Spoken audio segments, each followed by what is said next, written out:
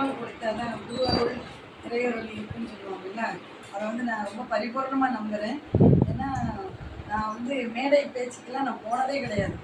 ஸ்கூலோடு சரி, வீடு உண்டு ஸ்கூல் உண்டு, வீடு உண்டு ஸ்கூல் உண்டு, அப்படி தான் 38 வருஷமாக அப்படி போயிருக்கேன். திடீர்னு பகவான் வந்து திருவண்ணாமலைக்கு வந்து ஸ்டேஜில் ஏறி பேசுகிறதுக்கு ஒரு வாய்ப்பு கிடச்சிது. அதோட இதுவாக எனக்கு தெரியல, பகவானோட மேடையே 3 மேடை பேசிட்டேன். இப்போ திருவண்ணாமலையில் 2 தடவை, திருச்சியில். இந்த ப்ரோக்ராம் வந்து எங்கள் அக்காவை பிடிக்கவே முடியறதில்ல. சவுத் சைட் நான் வரேன்னா அவள் அங்கே இருக்கணும். அவள் ரொம்ப பிஸி ஷெடியூலு. நான் யோசிக்கவே இல்லை, இங்கே வர்றதை பற்றி யோசிக்கலை. அப்புறம் திடீர்னு கோயிலுக்கெலாம் போகணும் அப்படின்னு சொல்லிட்டு பிளான் பண்ணிட்டு வந்துட்டேன்.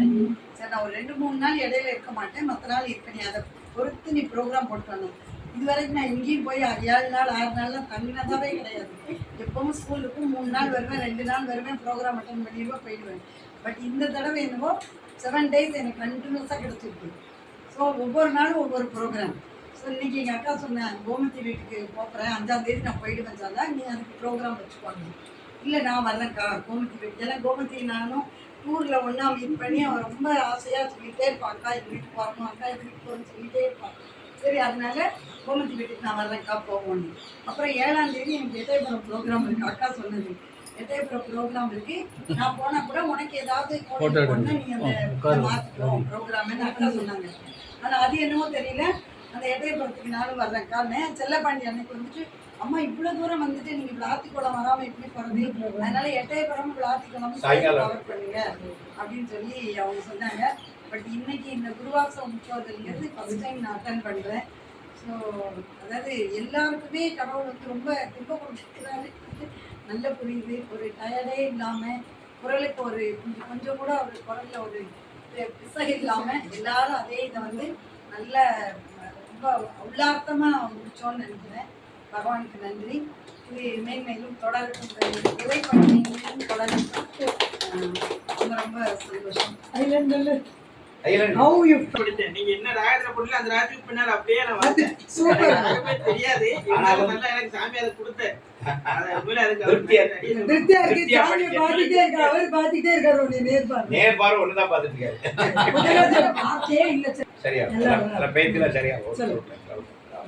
அதான் உங்களை சாமி நீ கூட்டு உட்கார வச்சிருக்காருங்க.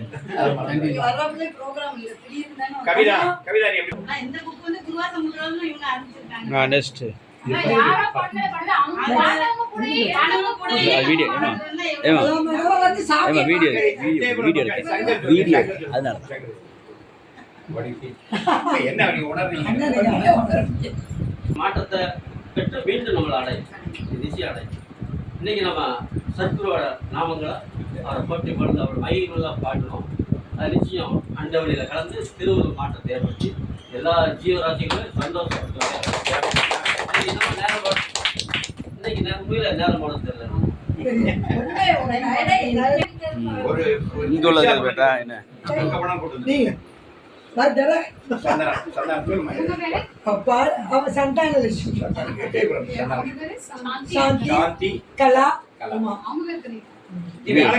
வருவாங்க. சக்தி ஸ்ரீங்கிற பேர்ல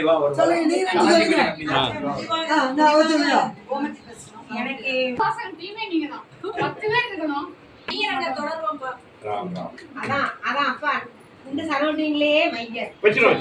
இல்ல மத்த சரௌண்டிங்லயே நடக்கும், இந்த சரௌண்டிங்லயே நடக்கும். தூரமா இந்த சென்னை எல்லாம் வச்சா இல்ல அதெல்லாம் வேண்டாம்.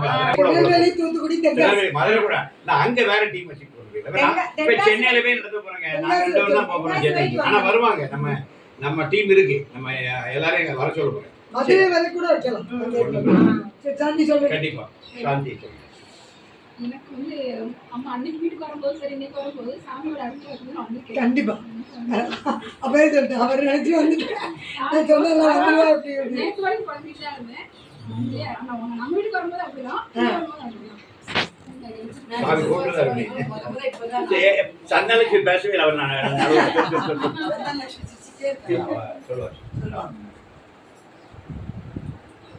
வார்த்தை வரல.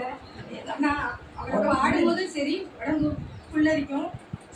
அப்பா பேசும்போதும் சரி, எனக்குள்ள அவர் வர்ற மாதிரி ஒரு உணர்வு, கண்ணீர் ஒன்று தான் வரும். நான் இது வரைக்கும் எங்கேயுமே பேசினது கிடையாது. இங்கே தான் முதல்ல வாய்ப்பு இருந்திருக்கேன். அதெல்லாம் சந்தானலட்சுமி விளாத்திக்குளம் போயாச்சுன்னா அக்கா சாமி சிரிக்கிறாங்க பாருங்க. அது எங்களுக்கு விளாத்திக்குளம் நாங்க திரும்ப போகவே இல்லை. எப்போ அம்மா அவங்க வந்தப்போ போனது, இப்போ ஒரு 4-5 மாசம் இருக்கு. அவர் மெலிஞ்சிட்டாருன்னு விட்டாங்க. அதான் நான் அதனால யாராவது போய் பார்த்துட்டு இருந்தேன். இறங்கிருக்கோம். மெலிஞ்சிட்டாருன்னு பயமாயிட்டு. அப்ப இல்ல 2 மணி நேரம் போயிருக்கேன். சொன்னல நானு, நீங்க போங்க கண்டிப்பா. இல்ல சொல்லி செலப்பட்டு சொல்லிட்டோம். நாங்க வெட்டேபுரம் முடிச்சிட்டு நேரா அங்க போயிரும். 4 to 6 நோட அபிஷியலாவே சொல்லிருக்கோம். என் கண்ணுக்கு சாமி அன்னைக்கு முதல் ஞாயிறு தானே, காலைக்கு பதில் மாலை. மாலை வாங்க 4 to 6 அங்க வரும். சரி அப்புறம் சந்திச்சு ஒரு 10 வருஷத்துக்கு முன்னாடி பாத்துட்டேன். ஆனா இப்ப ரொம்ப இந்த இன்னைக்கு வந்து ரொம்ப திருப்தியாகவும் இருந்தது. சொல்ல முடியாத ஒரு திருவாசத்துக்கு நான் போயிட்டு இருக்கேன். அதே அளவு இப்பவும் இங்க வந்து ரொம்ப அதிகமா தோன்ற மாதிரி தான் இருக்கு எனக்கு. இல்லைன்னு சொல்ல முடியாது. ரொம்ப மெயின் சொல்லிக்கிற மாதிரி தான் இருக்கு. அவ சொல்லிட்டே இருப்பா, நீ நாமம் சொல்லி சொல்லுவா. ஆனா மனசுக்குள்ள சொல்லிக்குவேன், இல்லைன்னு சொல்ல மாட்டேன், சொல்லுவேன். ஆனா இன்னைக்கு ரொம்ப அவங்க சொல்ற மாதிரி பேச முடியல. எனக்கு பண்ணும்போதே ஒரு அழுகையாதான் வந்துட்டே இருந்தது. அது உள்ளுணர்வு வந்து ஒரு சந்தோஷத்தையும் ஒரு ஆனந்த கண்ணீரா தான் இருக்குது. அது இல்லைன்னு சொல்ல முடியாது.